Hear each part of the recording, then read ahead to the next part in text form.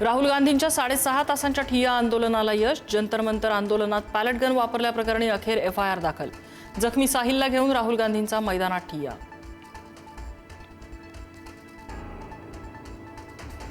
दोन 2014 मध्येच काँग्रेस, शिवसेना आणि राष्ट्रवादीने सरकार बनवण्यासाठी प्रस्ताव दिला होता। माजी मुख्यमंत्री पृथ्वीराज चव्हाण यांचा गौप्यस्फोट।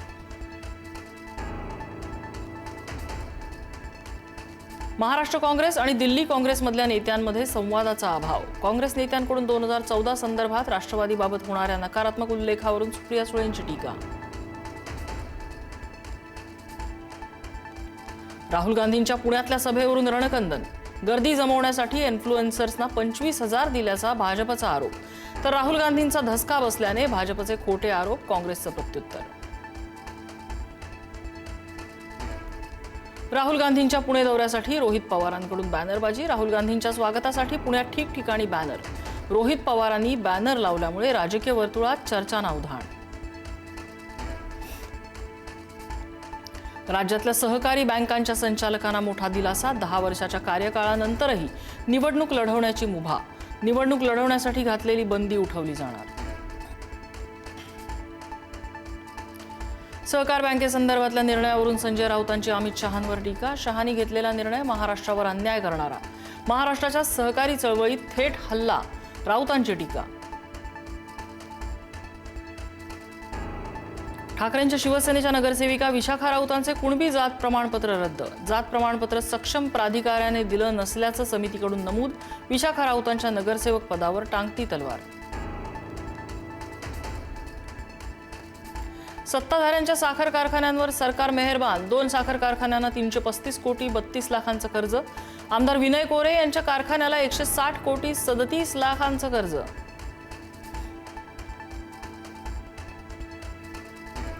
पुणे महापालिकेत राष्ट्रवादी काँग्रेस आणि भाजप वाद। राष्ट्रवादीचे नगरसेवक अमोल बालवडकर यांचा निधी शून्य केल्यामुळे भाजप आणि राष्ट्रवादीत खडाजंगी। सुनेत्रा पवार यांना सभागृह नेते गणेश बिडकर यांचं पत्र। शक्तीपीठ महामार्ग रद्द करण्यासाठी सांगलीत विराट मोर्चा। मोर्चात सांगली आणि कोल्हापूर जिल्ह्यातील शेतकरी सहभागी। जयंत पाटील, राजू शेट्टी, सतेज पाटील आणि महादेव जानकरांची उपस्थिती। आंबेगावात निकृष्ट पोषण आहाराचा मुद्दा ऐरणीवर।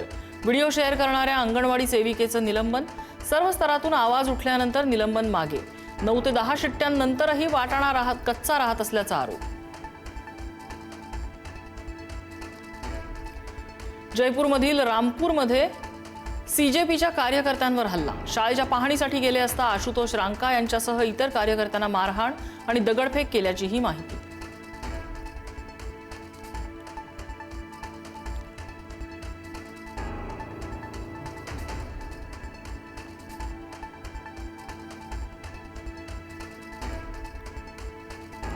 नाशिकच्या गंगापूर रोड परिसरात रस्ता खचला। 10 ते 12 फूट खोल खड्डा पडला।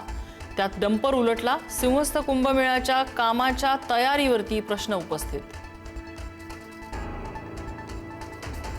सट्टेबाजांच्या सक्रियतेमुळे साखरेच्या दरात तेजीचा भूकंप। प्रति क्विंटल दर पोहोचले 7,000च्या विक्रमी पातळीवर। किरकोळ बाजारात साखरेचा दर प्रति किलो 70 पार।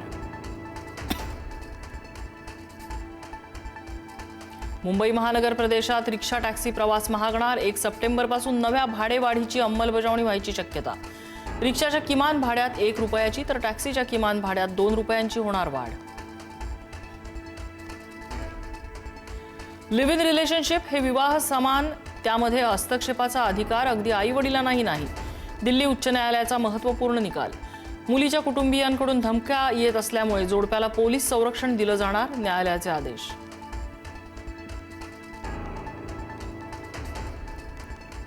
आम्ही भारतीय आहोत, आम्हाला चायनीज म्हणू नका। अरुणाचल प्रदेशमधल्या लहान मुलीची भावनिक साद। चायनीज म्हटल्यानं आम्हाला दुःख होतं आणि रागही येतो, चिमुकलीने व्यक्त केली भावना।